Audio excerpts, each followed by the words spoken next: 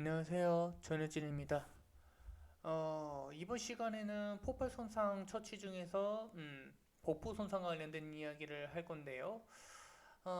폭발 손상에서는 여러 가지 손상 기준이 있긴 하지만 가장 심각하게 인체에 영향을 미치는 것은 압력파다. 그리고 이 압력파는 일종의 파동이기 때문에 직접적인 손상을 주는 것이 아니라 이 압력 차로 인해서 손상을 일으킨다. 그렇기 때문에 이 압력의 차로 인해서 부피가 쉽게 변할 수 있는 물질이 많은 곳에서 손상이 일어나게 되는데, 그것이 공기가 많은 곳이 어디냐? 폐와 복부와 귀가 됩니다.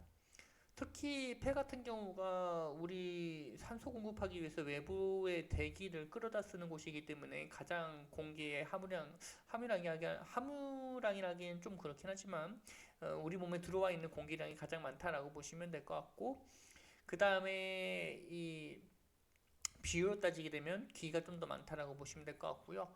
복부 같은 경우에는 이제 소화기관을 예로 들 수가 있는데, 여러분들이 이제 조금 기억해 주실 만한 것 중에 하나가 뭐가 있냐면, 소화기관 같은 경우에는 입부터 이 항문까지 이 외부로 개방되어져 있는 공간 중에 하나입니다. 물론 뭐 100%다 드러나는 것은 아니지만, 그래도 외부하고의 접촉이 어느 정도 있는, 개방되어져 있는, 어느 정도 개방성이 있는 이 장기 기관이라고 보시면, 소화기관이라고 보시면 될 것 같고요.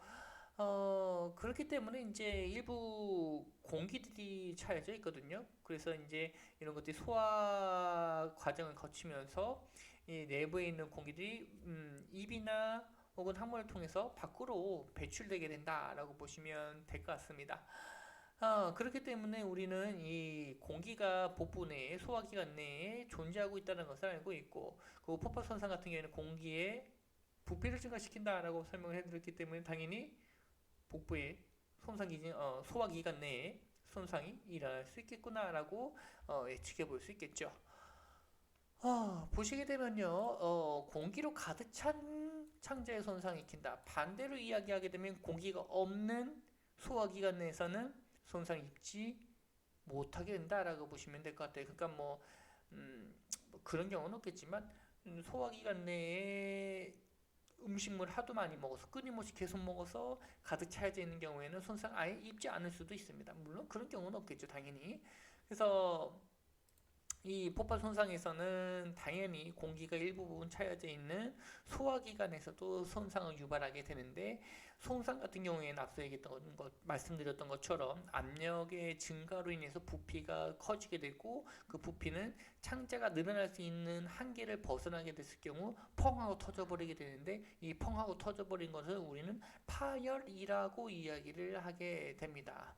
일반적으로 뭐 파열이 무조건 생기는 것은 아니고, 이 압력파의 크기에 따라서, 그리고 이 압력파에 얼만큼 가까이 있었느냐, 폭발이 발생되는 상황에서 얼만큼 가까이 있었느냐에 따라 좀 달라질 수 있겠다라고 보시면 될 것 같고요.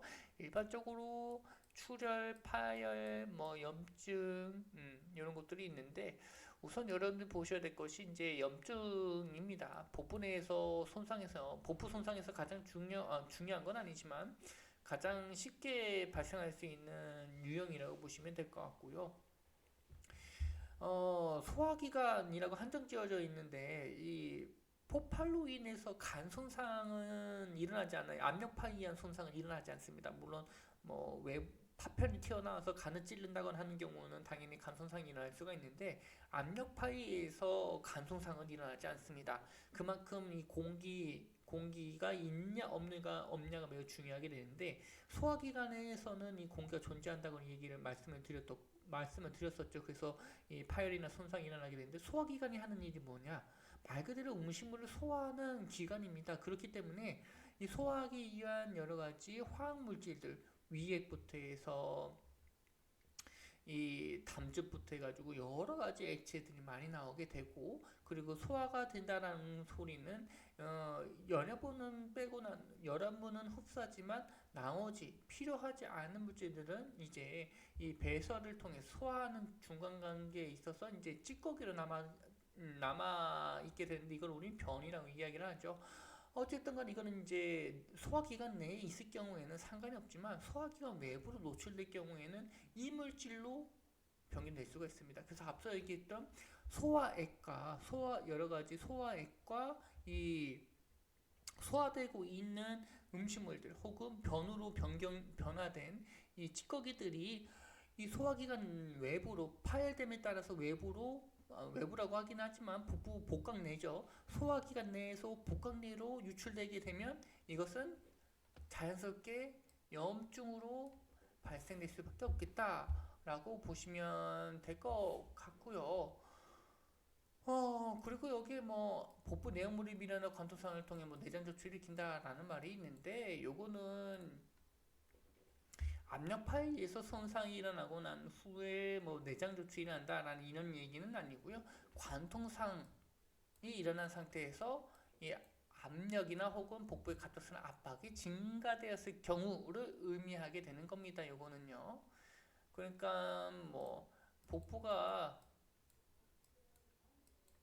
이렇게 있는데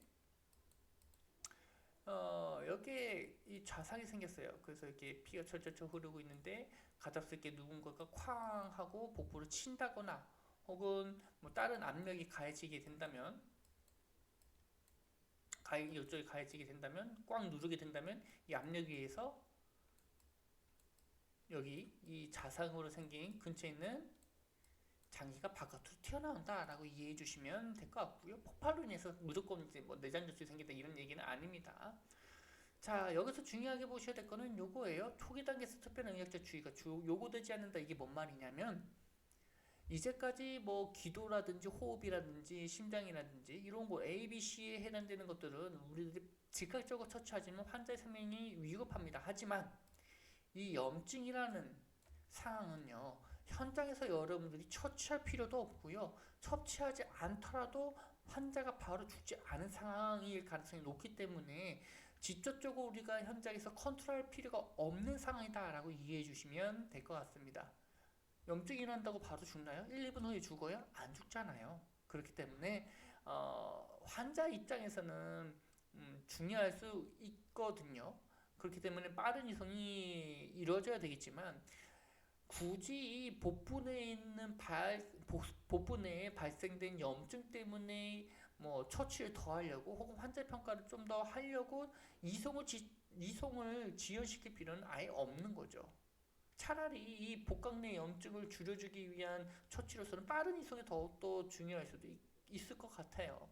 당연히 그래야 되겠죠. 현장에서는 이 복부 내 염증을 치료할 만한 약물이라든지 뭐 다른 처치가 전혀 구비되어져 있지 않기 때문에 굳이 뭐 현장에서 복부 손상으로 인해서 염증을 완화시키기 위한 처치나 혹은 평가를 지속할 필요는 없겠다라고 보시면 될 것 같아요. 그거와 관련된 내용들이 이제 여기에 있는 거고요. 네. 그렇지만 이제 여러 상황 중에서도 이제 몇 가지 중에서는 좀 중요하게 보셔야 될 게 있는데요. 염증 말고요. 복부 손상에서 요거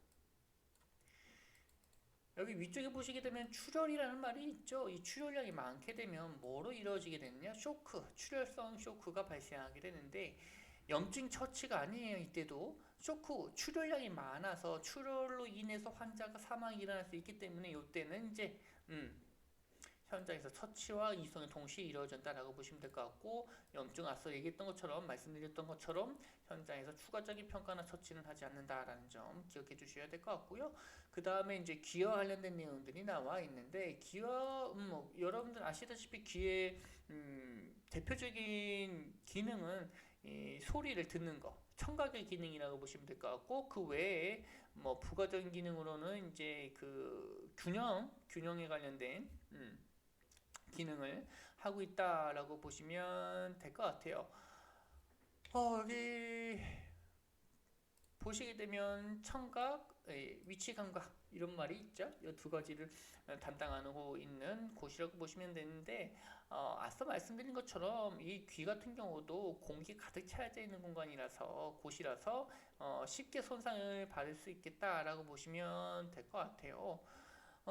특히 이러한 상황들 같은 경우에는 여러분들이 이제 뭐 산을 올라간다거나 혹은 비행기를 타셨을 때 많이 겪어보셨을 것 같은데, 예, 압력파로 인해서 기가 멍한 상태가 일어난 경우가 있을 수 있거든요.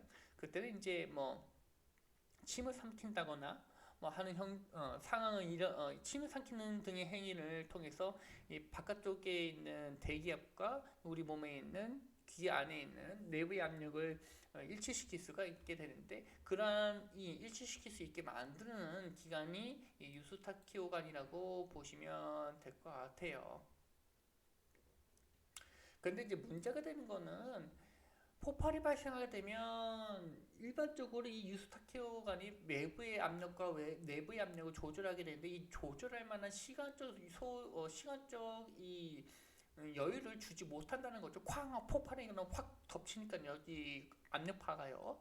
그래서 이 압력 급격한 변화를 이 유스타키오관이 조절하지 못한다는 점, 그로 인해서 이 강력한 압력이 고막을 찢어버린다거나 혹은 늘리게 된다는 점. 그래서 뭐가 발생하느냐?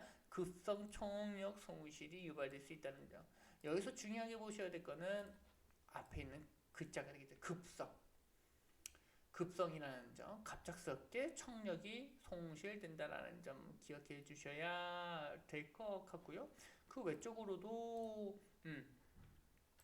뭐 이소골이라든지 이런 뼈들이 이제 파열되면서, 예, 청력 손실 동일하게 일어날 수가 있다라고 보시면 될 것 같고, 청력 손실은 대부분 일시적일 가능성이 높아요. 하지만 영구적으로 발생할 수도 있다는 점 기억해 주셔야 될 것 같고, 여기 보셔야 될 거, 고막의 3분의 1이 찢어지는 경우가 있더라도 자연 회복될 수 있다는 점, 그리고 여러분들은 이제 감염은 조금 주의해야 된다는 점. 이 감염과 관련돼서는 여러분들이 조금 기억해 주셔야 될 게 뭐가 있냐면, 이제 혈액순환하고 조금 생각해 주시면 될 것 같아요. 귀 같은 경우에는 혈액순환이 잘 되지 않는 부위거든요. 혈액순환이 잘 되지 않는 부분은 감염에 취약하다라고 보시면 될 것 같아요. 감염이 발생하게 이 감염에 대응하기 위해서 우리 몸의 면역체계가 움직이게 되는데, 이 면역체계라는 것들은 대부분 혈액을 통해서 이동하게 되거든요. 근데 혈액순환이 잘 안 되는 곳 같은 경우는 이 면역체계가 잘 이동할 수 있을까요? 당연히 그렇지 못하겠죠. 그래서 외도 감염 같은 경우도 여러분 조금 신경 써줘야 된다라고 보시면 될 것 같고요. 뭐 감염 같은 경우에는 귀뿐만 아니라 어느 곳에서든 다 감염되지 않도록 조심을 해 주셔야 되겠죠. 왜냐면 앞서 얘기했던 것처럼, 복부에서 말씀드렸던 것처럼 감염 현장에서 컨트롤할 수 없고 처치할 수 있는 어떤 방법이 구비되어 있지 않기 때문입니다. 요거 기억해 주셔야 될 것 같고요. 그 다음에 이제 뭐 관통상이라는 것이 있는데, 관통상은 폭발로 인한 관통상이든 혹은 일상 상황에서 발생되는 관통상이든 동일하게, 예, 처치해 주시면 되고요. 뭐 여기 박힌물체와 관련된 내용들도 추가적으로 나와져 있는데, 이거 연부조직에서 제가 말씀을 드렸던 내용들이죠. 환자가 박힌물체가 있으면 빼지 말고, 어, 이 박힌물체가 빠지거나 혹은 추가적인 움직임이 발생하지 않도록 고정하고 난 후에 이동해야 된다는 점. 그 다음에 화상과 관련된 내용들이 나와 있는데, 화상 같은 경우도 이제 다음 장에서 5장에서 다시 한번 이야기를 할 거기 때문에 그때 한번 다시 보시면 될 것 같고요. 그 다음에 있는 것이 이제 스포츠 손상입니다. 여기 써져 있는 것처럼 뭐 한 권의 책으로 혹은 일부의 챕터만으로 스포츠 손상 모두 다 이야기할 수는 없고요. 일반적으로 이제 스포츠 손상 같은 경우에는 활발한 신체 활동이 일어나기 때문에, 활발한 신체 활동이라는 건 대부분 어디죠? 사지입니다. 사지. 팔다리를 없애버리게 되면 우리 몸통과 머리만 남게 되는데, 이 몸통과 머리만으로 신체 활동이 가능하겠냐? 라고 하게 되면 불가능하겠다 라고 이야기할 수밖에 없겠죠. 신체 기능은 적절하게 뭐 유지될 수 있겠으나, 예, 신체 활동, 뭐 달리기를 한다거나 뭐 팔을 이용해서 어떤 작업을 한다거나 하는 것은 당연히 불가능할 수밖에 없겠죠. 근데 이 스포츠 손상이라는 거는 대부분의 이 팔다리를 이용한 운동일 가능성이 높겠고, 이 팔다리를 이용한다는 거는 대부분 어떤 손상에 국한될 가능성이 높겠느냐? 물론 다른 손상도 다 일어날 수 있겠지만 대부분은 팔다리와 관련된 손상의 가능성이 높겠다. 물론 이 과격한 이 신체와 신체가 충돌하는 과격한 운동인 경우에는 머리 손상이라든지 목 손상이라든지 뭐 복부 손상이라든지 어떤 것도 다 일어날 수 있겠지만 여러분들 뭐 즐겨보시는 축구 경기나 야구 경기 보시게 되면요. 대부분 이제 사지의 손상이 많이 있게 되고요. 그 다음에 이제 우리 신체 중에 돌출되어져 있는 말단부위라고 볼 수 있는 머리 부분 요 정도가 좀 많이 다친다라고 보시면 될 것 같습니다. 스포츠 손상은 여기 보시는 것처럼 감속, 가속, 압박, 회전, 과신전이나 과굴곡 대부분 관절의 움직임과 좀 관련이 있다라고 보시면 될 것 같고요. 네. 그 아래에 있는 여러 가지 내용들이 나와져 있는데요. 뭐 이 스포츠 손상에서 중요하게 여러분들이 보셔야 될 것 중에 하나는 음, 이 스포츠 활동 혹은 프로 선수라면 이 스포츠 활동 자체만으로 취미생활로 끝나는 것이 아니라 일반인에서는 취미생활로 끝나겠지만 프로 선수에서는 생계와 연관되어져 있다라는 거죠. 그러니까 여러분들이 응급구조사 자격증을 따려고 열심히 노력하는 거와 마찬가지로 응급구조사로 여러분들 응급구조사 활동하고 있는데 갑작스럽게 응급구조사 할 수 없대요. 그럼 당연히 뭐가 불안할까요? 생계가 불안하겠죠. 그거랑 마찬가지예요. 스포츠 손상 같은 경우에는 특히 프로 선수에게서 스포츠 경기 중에 손상을 입는다는 것은 단순하게 한 경기를 못 뛴다는 것만으로 끝나는 것이 아니라 그 이후의 경기에 영향을 미치거나 혹은 시즌에 영향을 미쳐서 혹은 좀 더 길게 보자면 평생 동안 본인이 꿈꿔왔던 직업으로 삼고자 했던 일에서 갑작스럽게 벗어나야 하는 그러니까 말 그대로 일반인에서 이 산업체를 보게 되면 퇴직한다라고 보실 수가 있는 거죠. 퇴직하게 되면 당연히 젊은 나이에 스포츠 선수들 대부분 나이가 젊잖아요. 젊은 나이에 다른 일을 해야 된다라고 보시면 될 것 같고요. 그래서 단순하게 여러분들이 이 손상만 보시지 마시고 환자 이 스포츠 상황, 이 스포츠 경기라는 혹은 이 프로 리그라는 이런 것들을 조금 알고 계시면 환자에게 조금 더 잘해 주실 수가 있을 것 같고요. 이런 얘기를 좀 해드리는 이유는 여러분들이 언제든지 뭐 구급대원이 꿈이다 혹은 뭐 해양경찰이다 병원에 가는 게 꿈이다 뭐 이렇게 얘기를 하시지만 뭐 주변에 있는 분들은 이제 지금 태능이 아니라 진천이죠. 이 선수촌이나 혹은 뭐 프로 구단과 관련해서 연계되어서 활동하시는 분들도 있거든요. 물론 이제 응급구조사 자격증을 가지고 뭐 물리치료사와 관련된 뭐 테이핑이라든지 이런 마사지라든지 이런 것들 자격증을 따고 가시긴 하셨지만 이렇게 그런 분야에서도 일하시는 분들이 있기 때문에 여러분들도 이제 그런 사항들 단순하게 손상만 보지 말고 환자의 입장에서 조금 생각해 보시라는 이야기를 해 드리려고 제 말씀을 드렸고요. 그 다음에 뭐 여기에 뭐 이런 이야기를 있는데 신경학적 장애는 의식 장애라든지 이런 것들이 생기게 되면 당연히 뭐 중추신경계에 영향을 미쳤을 거라고 생각을 해 주셔야 될 것 같고 당연히 머리와 경추 손상을 좀 면밀하게 살펴보셔야 되겠다라고 보시면 될 것 같고요. 그리고 그 아래 이제 뭐 보호 장비와 관련된 내용들이 있는데 헬멧을 쓴다거나 혹은 어깨 보호대를 쓴다거나 무릎 보호대를 쓴다거나 하는 것이 대부분 손상 환자에게서 만약에 이제 충돌이 발생하게 되면 충격 에너지를 감소시키는 역할을 줌에 따라 손상의 중증도를 낮춰줄 수가 있게 되는데 몇몇 장비들 같은 경우에는 이제 중증도를 조금 높일 수 있는 장비들이 있습니다. 물론 이제 안전 장비는 아니고요. 보호 장비는 아니고요. 자, 여기 크리트라는 것이 있는데 이게 뭐냐면 이제 뭐 이렇게 박혀 있는 신발에 이렇게 박혀져 있는 진 같은 것들이거든요.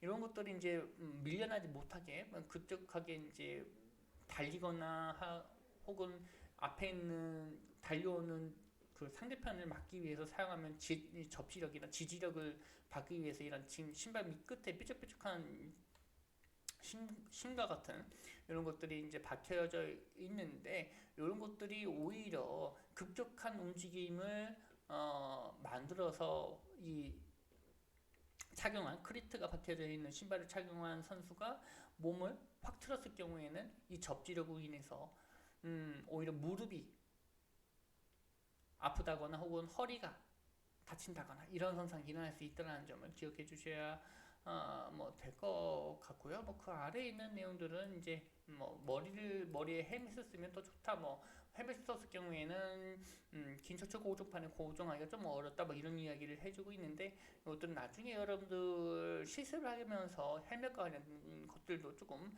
배워보실 수 있을 것 같습니다. 자, 그 다음에 이제 앞자 손상이 있는데요. 앞자 손상 같은 경우에는 여러 가지 무거운 물체, 이 인체가 벗어날 수 없을 정도로 과한 무게를 갖고 있는 것이 지속적으로 신체를 압박했을 때 생기는 상황이라고 보시면 될 것 같고요. 뭐 이런 것들이 있겠죠. 앞쪽 손상에서 이제 중요한 것들은 앞쪽 손상 자체도 중요하지만 출혈이 매우 지혈하기 힘든 출혈이 발생한다는 것도 있고 조직의 파열도 심각하게 발생한다는 것도 매우 중요하지만요. 이제 앞서 얘기했던 것처럼 매우 무겁거나 혹은 과한 압력이 가해지게 되면 이 지속된 압력을 오랫동안 받겠죠. 그렇게 되면 여기에 앞자 증후군이 되는데 혈류를 방해하게 되고 현기성 대사가 발생하게 된다. 그리고 조직의 파괴가 일어나게 되는데 이런 것들에서는 이 지속적으로 혈류가 이동하지 못하게 되면 독성 물질이 축적되게 되고 나중에 언젠가는 환자가 이 무거운 물체에서 벗어나게 되는데 그러면 갑작스럽게 이 독성 물질이 쌓여져 있는 곳에서 이 중심순환계로 이 독성 물질이 돌아가게 되는데 이럴 때 뭐가 생기게 되느냐 심부정맥이나 혹은 급성 콩팥 부전 등이 발생할 수 있다. 그리고 이 조절하기 힘든 출혈이 발생할 수 있다는 점을 기억해 주셔야 될 것 같고요. 여기에서는 뭐 중탄산나트륨이라는 것이 있는데 이와 관련돼서 이제 좀 여부조직이나 뭐 근골격계 손상에서 잠깐 이 앞자증후군에 대해서 얘기를 해 드렸었죠. 그 부분 다시 떠올려 주시면 될 것 같고요. 이 앞자증후군에 대해서는 이제 나중에 조금 더 한 번 더 언급할 부분들이 있기 때문에 이 책에 있는 정도로만 살펴봐 주시고 아니면 1학기 때 배웠던 내용들을 다시 한번 살펴봐 주셔도 될 것 같습니다. 자, 구획증후군 같은 경우에는 앞자증후군의 뭐 합병증이나 혹은 앞자증후군과 같이 발생할 수 있는 음, 질병, 손상이라고 보시면 될 것 같고요. 여기 보시게 되면 뭐 막으로 분리되어 있다라는 이야기가 있고 뭐 전방, 얕은 후방, 깊은 후방, 가쪽이다라고 하면서 뭐 구획이 나눠져 있는데 여기 이 정합뼈 같은 경우에는 이렇게 근막에서 구분되어져 있는 부분들이 있어요. 여러 군데가 있을 건데 이것도 이제 근골격 손상에서 여러분들 많이 보셨을 것 같은데요. 이런 근막들은 탄력성이 없어요. 탄력성들이 없고 탄력성이 없다는 것은 당연히 압력에 의해서 쉽게 변화될 수 없다는 것을 의미하게 됩니다. 그래서 이 부분에 뭐 출혈이 있다거나 혹은 보정이 발생해서 이 압력이 증가하는 상황이 되게 되면 근막 내에 압력이 올라갈 수밖에 없겠죠.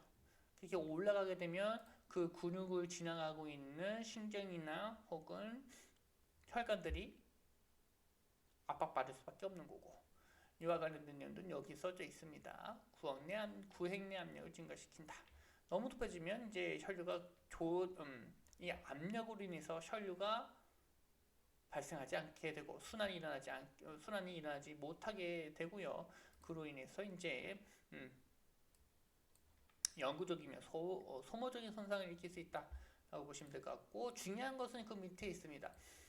응급 현장에서 발견될 가능성은 낮다. 왜냐? 어느 정도 시간을 요구하기 때문입니다. 구획증후군에 관련된 증상이나 혹은 구획증후군이 발생하려면 그래서 구획증후군을 유발하는 손상기전 응급의학과의 의료진이 설명한 것이 중요하다라는 말을 이야기를 해 줄 건데 이 구획증후군도 여러분들 근육계 손상에서 어느 정도 파악이 되셨을 거라고 생각이 들고요. 뭐 예를 들게 되면 어떤 환자들이 있었느냐 축구 경기 풋살을 했는데 3대3 풋살을 했는데 상대편에서 태클을 심하게 해서 종아리 쪽에 큰 충격을 받고 넘어졌지만 그래도 그냥 축구를 계속 마무리 짓고 뭐 샤워하고 아침에 일어났는데 갑작스럽게 발에 통증이 일어나서 종아리 쪽에 통증이 매우 심해서 깼는데 그게 뭐 한 새벽 6시다 혹은 8시다 뭐 그렇게 시간이 좀 오랫동안 지난 상태 이런 상황에서 구해증후군이 발생할 수 있다라고 보시면 될 것 같고, 오늘은 여기까지 하도록 하겠습니다.